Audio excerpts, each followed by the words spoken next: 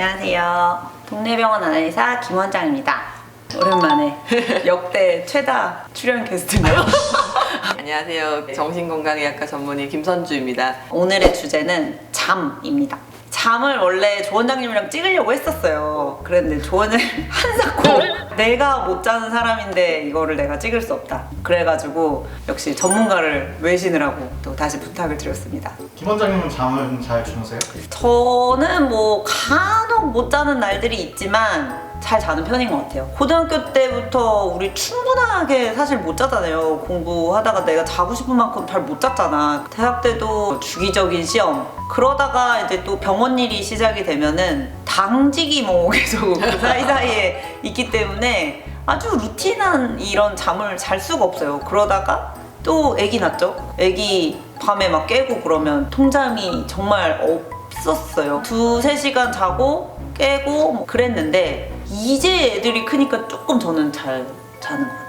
잘 주무시는 편이에요? 가끔 신경 쓸 게 있다 이러면 이제 잠을 진짜 못 자고 뭐 중간중간 깨고 하는데 젊을 때랑 다르게 에이. 약간 공포가 있어. 나 지금까지 못 자면 큰일 났는데 막 이제 이런 시간에 대한 공포가 좀 있어. 옛날에는 뭐 자고 다음날 좀 피곤하고 뭐 이게 있었다 그러면 이제 중간에 시계를 잠 안 오는 날 보는 게 되게 무서운 거예요. 저도 진료실에서 잠 얘기 되게 많이 하는데 포커스가 좀 다르죠.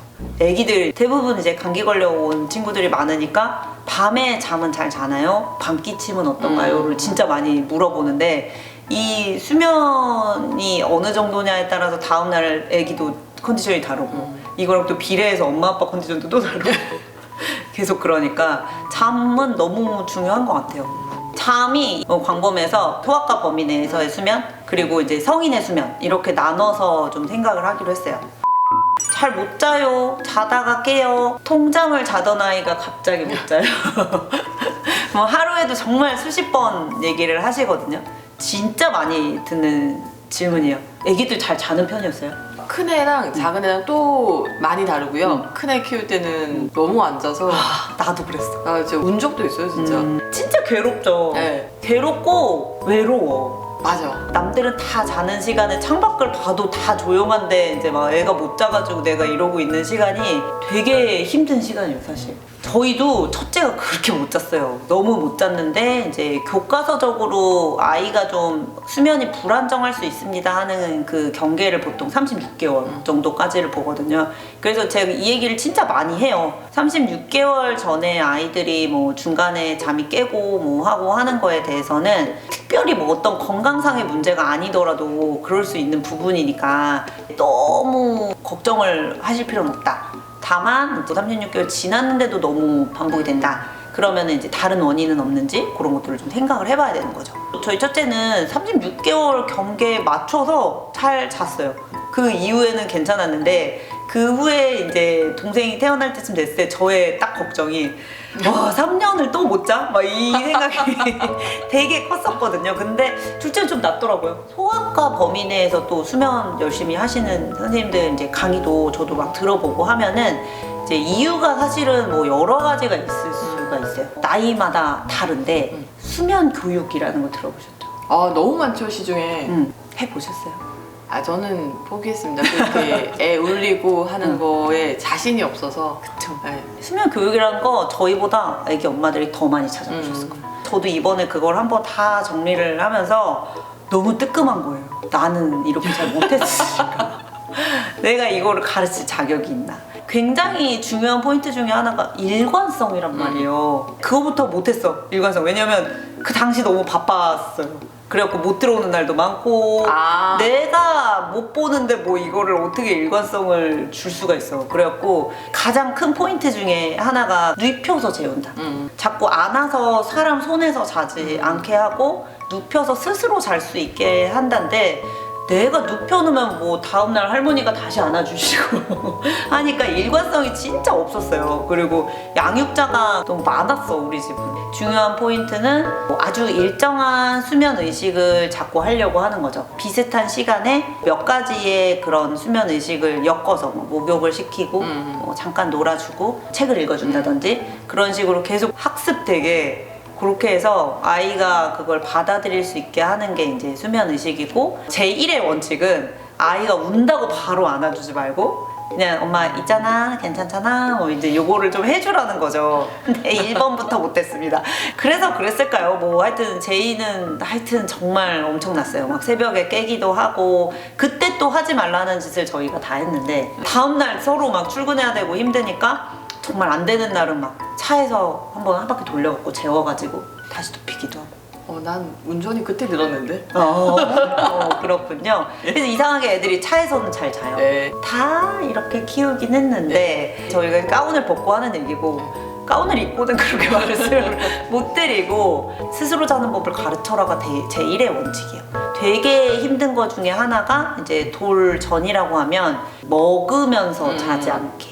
처음에는 배고프면 못 자니까 그런 것도 있고 아이가 아직은 밤낮을 구분할 수 있는 몸이 되기 전까지는 먹어야 잘 때가 있어요. 또 이제 하루에 칼로리를 자는 시간까지 채워야 될 때도 있고 근데 이제 그 시기가 지나고 나면 오히려 먹는 게 방해가 되는 거죠 잠에. 그래서 자다가 먹으면 뭐 밤새 위도 움직이고 방광도 움직이고 굉장히 얕은 수면을 계속하게 되면서 수면이 점점 언스테이블해지니까 처음에 너무 힘들더라도 6개월부터는 마지노선이라고 생각하고 밤 수면을 위해서 안 먹이고 자야 돼요. 수면 교육을 완전히 이제 정착을 시켜서 쭉 가야 되는 거는 늦어도 6개월 정도로 보고 있습니다. 엄마들도 진짜 잠을 못 자요. 사실 저는 소아과 의사가 아니기 때문에 엄마들 입장에 조금 더 포커스를 맞추는 편이고요. 잠에 대한 강박? 이것들이 이제 굉장히 우리를 스트레스 주게 하는 거기 때문에 오죽하면 뭐 100일의 기절 뭐 이런 얘기 나오니까 100일의 기적은 이제 100일 동안 애가 이제 신생아 시기를 거쳐서 잘 못 자고 막 그러다가 100일부터 그 수면 교육에 이제 잘 성공한 친구들이 좀 잘 자고 순둥이로 쭉 간다 이런 얘기고 100일의 기절은 앞에 되게 잘했던 애가 갑자기 100일 때부터 막 못 자고 막 이제 이게 계속이 되면 뭐 그런 표현을 쓰기도 해요. 우유 수유도 되게 중요하고 사실 뭐 WHO 권고는 2년까지 하라고 돼 있는데 이 모유 수유 아들이 실제로 제가 이제 진료를 보다 보면 밤에 못 자는 경우 되게 많아요. 왜냐면 엄마가 늘 옆에 있고 내가 먹고 싶을 때 언제나 아주 적당한 온도로 딱 준비되어 있는 맘마가 딱 옆에 있다고 생각을 하니까 먹는 것뿐만이 아니라 엄마 품이잖아요. 그러다 보니까 밤새 서킹하려고 하는 그것 때문에 이제 못 자는 경우가 많고 돌이 지났어. 그래도 또 계속 물고 자려고 하거나 막 이러면은 이도 다 썩고 막 그런 상황이 생겨요. 그래서 우유수유 사실은 굉장히 중요하고 잘 하시면은 뭐 너무 칭찬받아 마땅하지만 아이가 너무 수면이 불안정하거나 또 이제 씹는 걸로 잘 안 넘어가려고 할 때 있어요. 씹어먹기로. 그러면은 조금 정리하시라고 할 때도 있어요. 이론을 다 아는 사람들도 이걸 다 지키면서 키우지 못했거든요. 그래도 어쨌든 지나는 가는데 아이가 좀 편안하게 자야 다음날 또 이제 연장이 되니까 계속 노력을 하기는 해야 되는 것 같아요. 한 방향성을 가지고. 먹는 것 때문에 깨는 것도 아니고 그것도 아닌데 중간에 왜 수면 무호 기염이 있거나 뭐 이래서 입을 못 다물고 자는 경우들이 있어요. 그리고 중간중간에 호흡이 멈추기도 해요. 그런 경우들이 있습니다. 2에서 한 8세 정도라고 돼 있는데 그 범위에서 잘 못 자는 친구들은 수면 모호흡이 있는지를 좀 알아봐야 돼요. 청소년은 어때요? 제가 보는 범위에서 수면 문제로 청소년들이 오는 경우는 사실 별로. 청소년들은 일단 잠 못 자는 걸로 불편해하는 경우가 거의 없다. 왜? 안 자려는 마음이 더 크니까. 공부해야 되니까. 공부 반, 노는 거 반. 네. 근데 노는 거 하면 밤에 주로 거의 스마트폰. 밤에 못 자면 뭐 학교 가서 잔다든지. 그리고 우리도 왜 어릴 때는 사실 좀 못 자도 그렇게까지 맞아. 힘들지 않았어요. 맞아. 스마트폰 때문에 거의 못 자고 꼭 잠뿐만 아니어도 문제 스타트가 되는 그런 포인트가 핸드폰이 되는 경우가 너무 많기 때문에 네, 부모님들께서는 힘들어도 조금 관리를 해야 된다. 특히 SNS. 관리 어떻게 해야 돼요? 그냥 시간 락 거는 것도 요즘 있긴 한데 아니면 집에 들어오면 핸드폰을 놓는 위치는 따로 두고 자기 방 위치는 또 따로 하고 이렇게 하시는 방법도 있고 제가 이 잠편을 준비하다가 그 인스타에서 봤던 거 중에 아기를 재우고 밤에 버티는 나의 모습 막 이런 거를 본 게 있는데 너무 웃긴 거예요. 막 사극에서 머리를 막 이렇게 풀어주는 막 이렇게 나와가지고 이제 좀 엄마도 자기만의 시간을 갖고 어. 싶어서 저도 그랬던 것 같아요. 왜냐면 정말 뭐 드라마라도 하나 보고 싶고 밤에 막 데워놓고 나와가지고 나도 좀 하고 싶은데 이미 막 나도 엄청 졸린데 그걸 막 꾹 참고 막 그랬던 기억이 있거든요. 사실은 애기도 다 자고 있는 그런 분위기를 안단 말이에요. 엄마 아빠가 애기 재워놓고 막 뭐 맥주 한잔 하고 싶고 하지만 그러면 애들이 또 귀신같이 깨요. 다 같이 자야 또 잘 자거든요. 수면 위상 증후군이라는 게 있더라고요.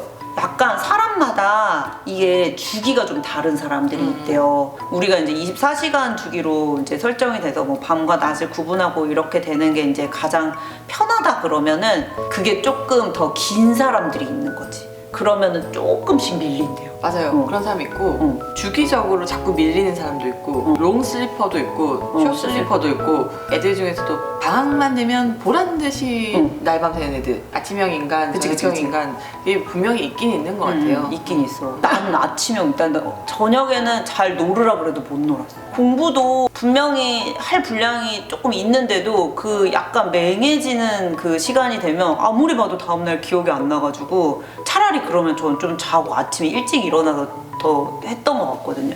이제 우리 언니는 엄청 저녁형인가. 아. 막 그림 그리는 사람이잖아요. 밤에밖에 그림 못 그리는데요. 근데 그림 그리고 이 예술하는 분들은 정말로 거의 대부분 잠 문제가 있고 거의 아침부터 앉아서 그림 그리는 사람 없을 텐데요. 그러니까 그게 약간 성향이 있나 봐요. 수면 교육에서 또 약간 강조하는 것 중에 하나가 기질이 있을 수 있어.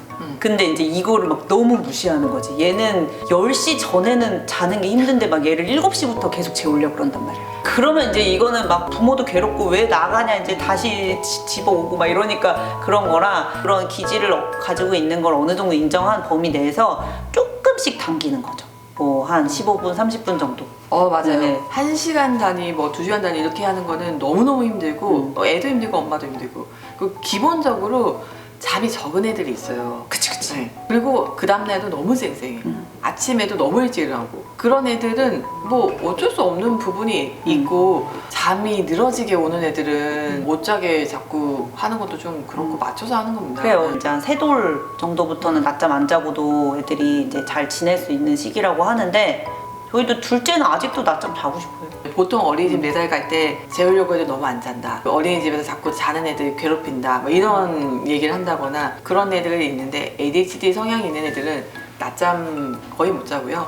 그리고 밤잠도 짧게 잡니다. 그쵸. 네. 근데 그게 성향이기 때문에 어떻게 할 수는 없어요. 그 강제로 재우고 하는 거 안 하셨으면 좋겠고요. 그래서 늦게 자니까 아침에 또 늦게 일어나서 아침부터 난리가 나고 이런 일과가 반복되는데 그거는 수면 패턴을 좀 맞춰주시는 게 꼭 필요합니다. 진짜 안 되면 약 얘기하면 좀 그렇지만 그래도 요즘에는 어린이들한테도 쓰는 그런 것들도 있기 때문에 안 되면 그거라도 도움을 받으시는 게 낫습니다. 기저질환이 있는지를 먼저 봐야 되고 발달장애 있는 친구들도 또 깊이 못 자는 경우들이 있고 또 ADHD도 그렇고 기저의 그런 발달장애나 뭐 ADHD 같은 것들을 배제했다라고 생각하면 그 다음에 수면 다원 검사라는 게 있잖아요. 그래서 이제 슬립 패턴을 좀 보고 정말 문제가 있는 건지 파악을 하는 또 도구가 있습니다. 검사 도구가.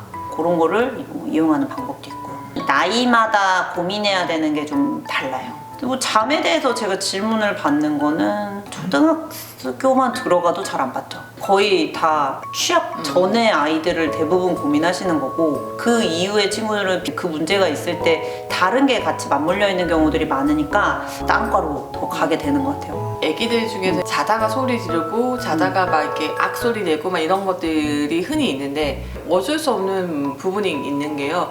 어린이들은 수면 시간 중에서 렘 수면이라고 꿈꾸는 수면이 많습니다. 그래서 학교 다닐 때 저희 외우기는 꿈꾸는 어린이 이렇게 외웠는데 그 렘 수면 자체가 많기 때문에 꿈에서 이제 하다 보면 소리도 지르고 이런 거지. 그걸 또 크면 웬만하면 다 좋아지기 때문에 굳이 이걸로 이제 꼭 병원에 놀래서 뛰어간다거나 그렇게는 안 하셔도 된다. 요즘 수면다운 검사를 꼭 대학병원 아니어도 할 수 있는 데가 많아져서 많이 편해졌습니다.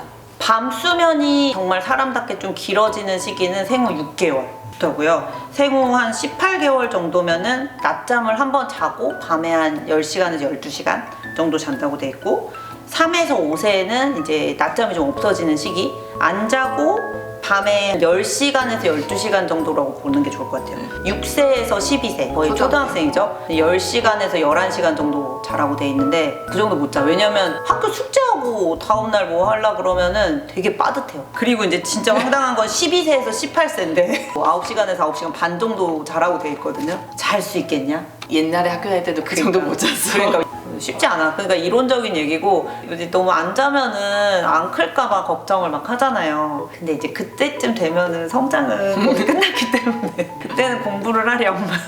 나이에 맞는 수면의 모습이 있습니다.